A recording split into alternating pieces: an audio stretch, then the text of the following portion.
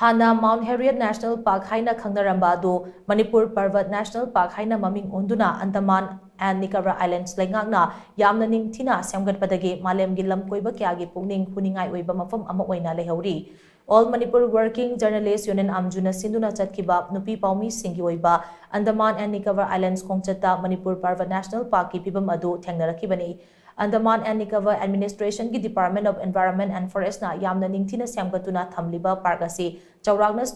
square kilometer 46.62 rom park chawi Manipur Parvat National Park haidiba mafam asi Andaman and Nicobar Islands ki khwaidagi wangba ching singi manungda amasu oiri kumjali singani kunmathoi gi October 13 Union Government na Mount Harriet po Mount Manipur haina on khibadagi ngasidi Mount Harriet National Park asi Manipur Parvat National Park haina khangnare park asigi changphamda Manipur Parvat National Park haina chauna thetuna thamli park adugi lambi singadu ningthina black topping tawduna yamna nana thami park adugi manungda forest rest house Nicobar house Park View Point Children Park na chingba semgatuna yamna ningthiba mapham ama oiri masida natana British na semgalamba gunman kam security camp Chief Commissioner ki banglo gi mafam sing Hanna leijaramba mong aduda aduma kaidana thamli adubu park asida yengba lakliba tourist singda Mount Harriet National Park dagi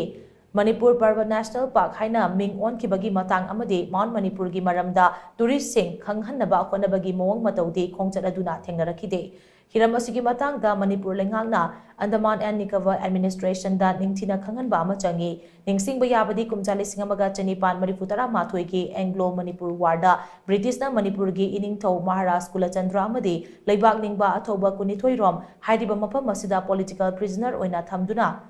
phaduna thamkibani Next namdi